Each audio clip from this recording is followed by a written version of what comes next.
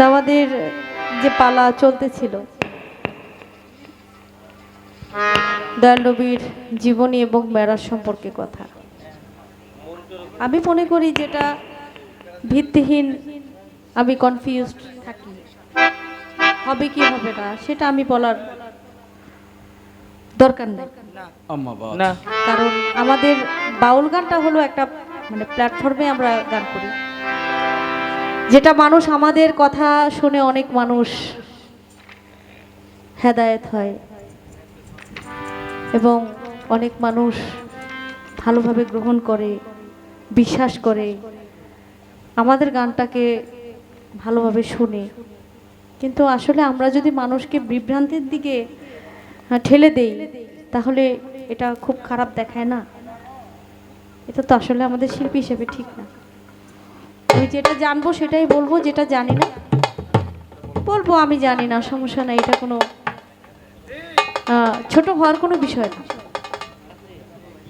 আমি মনে করি যেটা আসলে আমাদের বলা উচিত, আমার না, আমার মতো, আমি শুধু না, আমার মতো আরও 10টা শিল্পী যারা এই বিষয়গুলো জানি না, আমাদের বলা উচিত মঞ্চে উঁচু করে দাঁড়িয়ে, সিনা উঁচু করে দাঁড়িয়ে বলবো আমরা আসলে এটা জানি না। আমাদেরকে শিখাবে, আমরা শিখব, কিন্তু মিথ্যা কথা বলে মানুষকে বিভ্রান্তির দিকে ঠেলে দেওয়ার কোনো প্রয়োজন নেই। আমাদের দেখেন যে শিখায় হয়তো দোষের তলে পড়বো না, আমি আগেই বলছি, সে বাঁকবো কিন্তু আপনি দোষের তলে পড়বেন। আপনি যে বলবেন যে আমি দেখি না কিছু, এটার মধ্যে আপনি কিন্তু বাঁচতে পারবেন না। এই কথা বলেও কিন্তু পার পাওয়া যাবে না বর্তমান প্রেক্ষাপটে যে একটা অবস্থা চলছে। যাক, আপনি ভদ্র এবং খুব ভালো গেয়েছেন, ধন্যবাদ জানাই। যেহেতু আমার কাছে কোনো প্রশ্ন নাই, আমি আমার মন থেকে কয়েকটি গান করে আমি শেষ করব।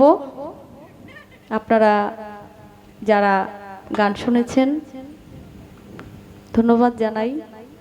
খুবই সুন্দর পরিবেশ, আমরা যতক্ষণ গান করেছি ভালো পরিবেশ দিয়েছেন এবং আগামীতেও এই 10ই মহরমের প্রোগ্রামটা করার জন্য আপনারা সহযোগিতা করবেন, এটাই আপনাদের কাছে চাই। আর কিছু বলার নাই, দোয়া করবেন।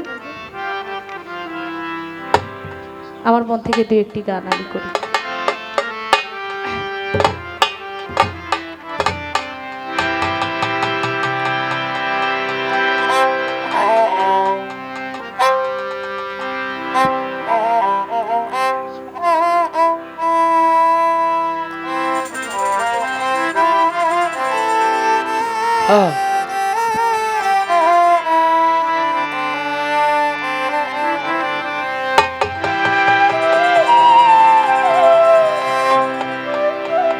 আমি গান শোনাবো